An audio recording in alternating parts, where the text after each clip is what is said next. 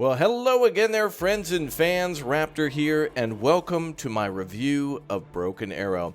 This game has been in my mind for a very long time, even after completing the main campaign mission, to which there's one available for the current demo, which has been taking place since February 6th. I really hope they continue it because this game has absolutely, really, truly blown me away. I can't believe how much of the heart and soul of World in Conflict, and also the things that I love and hold near and dear to be awesome about Wargame that are present in this game. Elements of Warno and a few other things are present here, but this just singular mission has really proven all the things that I wanted for subtle, small pieces to be a part of this game. Things like units having chatter when you zoom in on them, and the logistics system that allows you to bring in supplies and actually move it around as if it were a unit itself, and to set up fobs. There's just all these small things that couldn't necessarily be showcased in a trailer, or that were probably buried in long dev blogs and things like that, that the demo really just did a great job of explaining by just literally showing you how it works.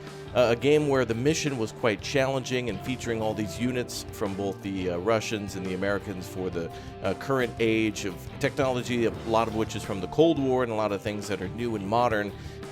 What a great success. What a demo that really delivered on all of our hopes. And I really hope that more developers start to do demos for these Steam Next events, because in an unrelated game, Manor Lords, one that will kind of play like a total war game, but also a city builder at the same time, taking place in the medieval ages. It was a game that also had a demo and blew people out of the water. And so the ability to try before you buy, and to show that these games are coming and that they exist and we can actually get our hands on them, and to be able to give feedback during these demos and go to Discords and meet people and be able to discuss all of the tactics and all the features and the gameplay and the mechanics are fantastic. And now everyone can help to make a better game, and I hope that this one has huge amounts of awareness around it. If you haven't been paying attention, man, there's a lot of great World War II games that have come out and that are coming out. Games such as World War II, or Headquarters World War II. There's also, I think there's a World War I hospital game coming out, and there's a lot of great World War II strategy games out there, but it's really rare that we get something that's modern, something that's like an RTS, and in this case, one that plays like Arma, where it also has a mission editor, and there's a lot more things that remain to be seen about that, and units that yet have to be added to the arsenal system that allows you to see all the specs of everything from a helicopter to a like a tank or infantry squad. But it's really great to be able to see all of these units function. Now, a few things in the game so far that I want to cover are things like, for example, the speed. Mostly I played on 0.25 and 0.5 speed because I wanted to zoom in and take a look at all the vehicles and listen to all the chatter and watch the animations of the infantry and explosions up close. And times 1 speed really played out quickly. In fact, one of the differences between Wargame Red Dragon and Warno is that Warno felt like it was almost on times 2 speed compared to Wargame. And in this game as well, with the map being a little smaller, you would call up an infantry squad and they could immediately, teleport from building to building that are next door, which I think should probably change and give a little bit of time for the infantry to leave one building to then enter and set up in another. But then also, the speed of like missiles and such on times 1, you wouldn't be able to even see where a missile came from to be able to deal with it. You'd just see your tank suddenly blow up and wouldn't really be able to track where it's from. But that's just a personal preference and something that you can slow down in single player, but in multiplayer it might be a different story. But regardless, I just, again, am really thrilled with all the systems in place for transporting troops in the mission across the canal. The map is divided by a canal that has no bridges. There's no way across aside from using helicopters or amphibious troop transports to get Marines to the other side, as well as their equipment. So you can bring mortars amphibiously across the canal, and you can also transport troops and their supplies via helicopter or via the ground too. But the system of using helicopters to be able to, bring that into the supply, into the battlefield, and then pick it up with the truck and bring it even closer to the troops if there happens to be an AA net around the enemy, you can push and then bring up supply. And there's so many systems at play here, and I really hope that it ends up being a little bit like World in Conflict, where if you're playing multiplayer, especially if there's like a co-op campaign or the ability to play the campaign in co-op, that one player could focus on the battle and another player could focus on the logistics, getting troops in, getting troops out, bringing in supply and doing things like defending against aircraft, while someone else focuses on the infantry battle and taking buildings and falling back to then resupply and replenish losses and that type of thing. Helicopters are really cool. I appreciated the way that they worked in the game, although some of the AA systems were a little confusing. Like, for example, first time playing against helicopters, they get shot down quite easily without knowing exactly where they came from, because the mission to take the Star Fort is to take out coastal battery pieces that can also shoot at helicopters, although they're not really able to shoot at you when you bring helicopters close in. But then if you go to a certain spot, they can zero in on you. So I had no idea what shot me down, but it makes sense that, of course, you wouldn't be able to see where they were if they're just kind of a gun. But also aircraft, the air battles are very high-paced, high-speed pace, and being able to use flares for your helicopters and aircraft are quite good. But being able to figure that out almost is like a QTE, like a quick time event, where you have to basically spam the flare button in order to avoid pretty much every missile coming at you. But the second time that I played it, much better. After playing the first time, some mechanics and knowing how the battle will take place the second time made the first time a little more cautious and conserved more troops. Then the second time around, kind of rushing to try to see how quickly you could push the battle, like, for example, with those aircraft. And then the third time, during one of our more recent live streams, kind of getting a balance between how fast you can push, but also not doing it too fast to outrun your supply and outrun reinforcements. Trying to keep all the supply in your kind of new area or your new rear as you push forward, kind of always keeping that nearby so the troops don't have to go too far to be able to resupply. I really like the constant artillery from the enemy in this mission, too, under constant artillery fire from the Star Fort. Reminds me a lot of World in Conflict, with all sorts of different artillery fire and AA fire going off around. Would be kind of cool to actually see that in the background here, too, which would kind of imply a larger battle. However, it's not like a full-scale invasion taking place all around. Really, the objective is just to cut off the canal and deny enemy forces from using that canal to send their navy through.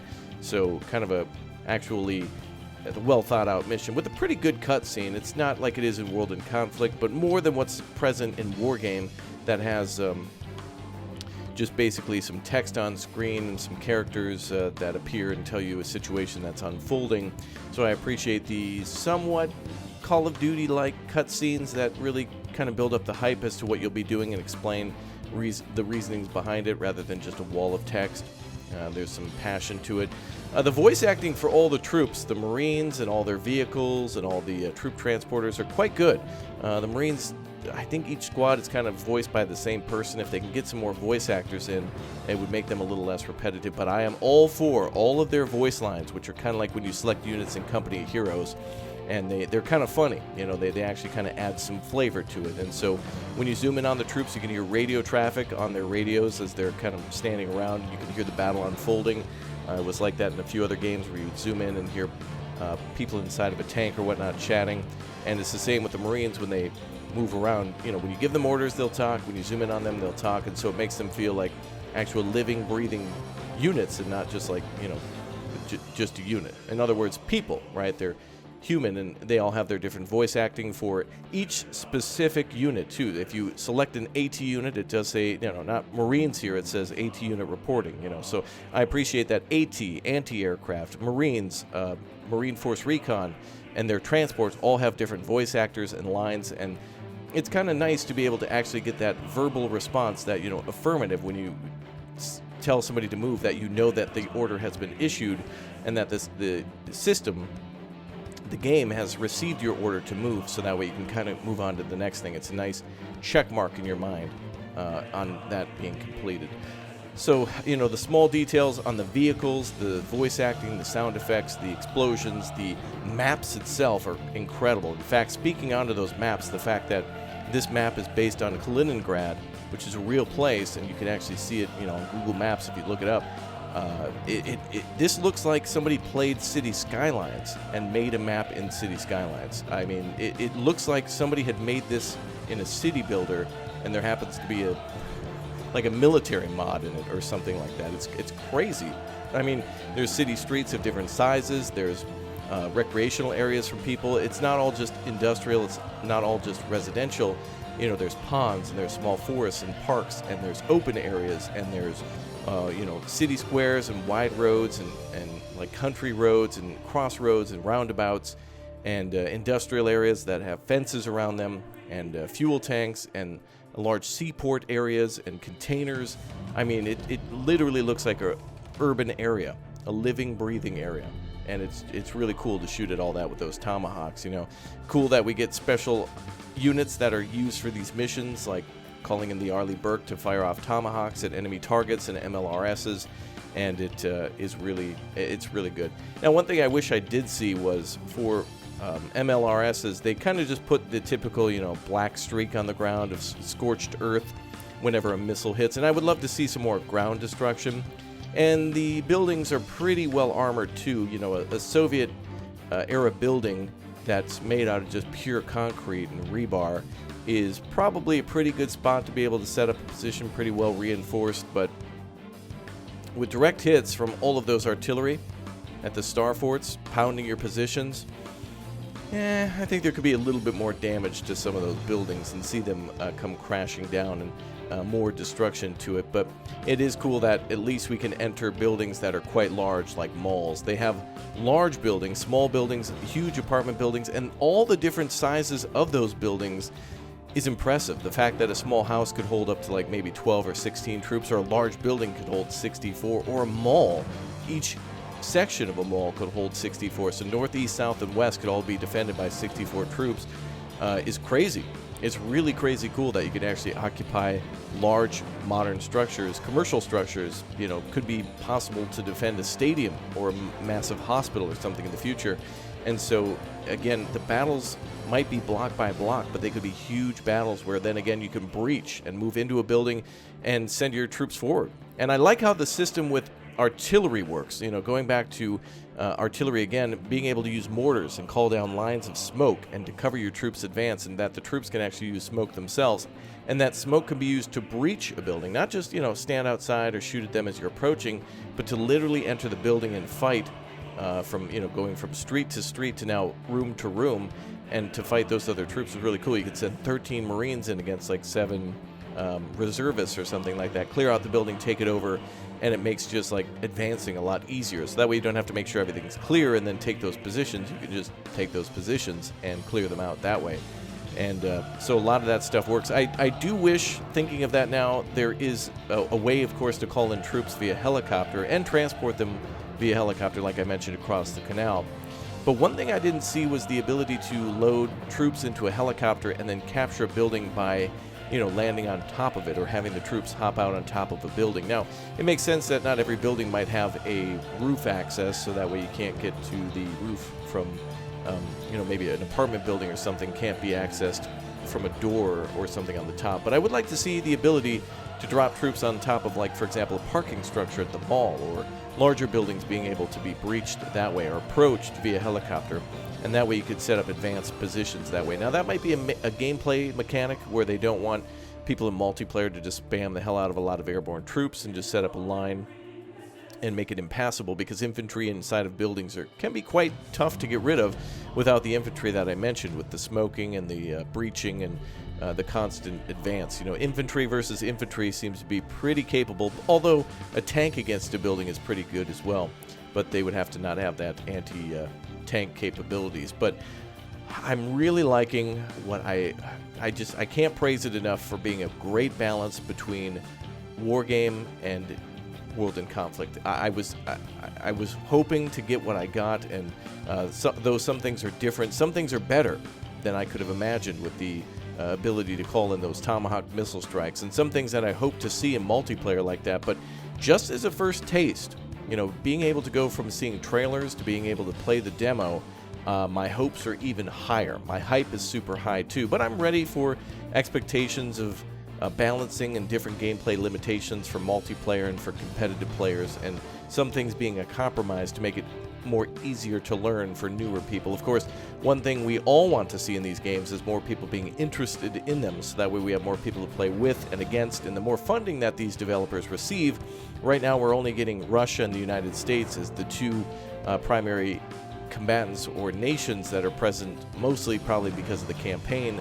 but also there's sub-factions there like Marines and Airborne, but there are so many other capable and diverse and robust militaries in the world, like, for example, the British and the French and the Germans, just to name a few, as well as others like China or maybe even North Korea, again, if they wanted to. But it would be great to add those nations in so that way editors could have the ability to add that to scenarios in the future. In fact, this map here could be just turned into a map in North Korea, and you could be fighting the Second Korean War all over again. Taking elements from that editor is huge. I cannot stress how awesome that is and how the potential could be gargantuan for that. Being able to edit missions like in Arma and to create this as, an area inside of the United States and say it's Chicago instead. Somebody taking the actual map of downtown Chicago and turning that into a map where somebody invades or something like that would be cool. Super unrealistic, but hear me out. If you were able to recreate a mission from Call of Duty, or if you were able to create a mission from World in Conflict and recreate the campaigns from games that were cool from before, taking an FPS and turning it into an RTS, like, Call to Arms, in Gates of Hell. A lot of people have taken those missions from Call of Duty and put that into that World War II simulator and recreated missions from Modern Warfare with mods to make it modern, and also World War II, and they've recreated Call of Duty and Call of Duty United Offensive and Call of Duty 2 and many of the other iconic missions from Modern Warfare and created it in an RTS. It works, and it would be amazing to see, for example, Modern Warfare 3's battle for, I think it's like Germany or Berlin or even Paris, and to see it in this game would be amazing. Instead of just playing as one soldier during the midst of battle and calling in AC-130s and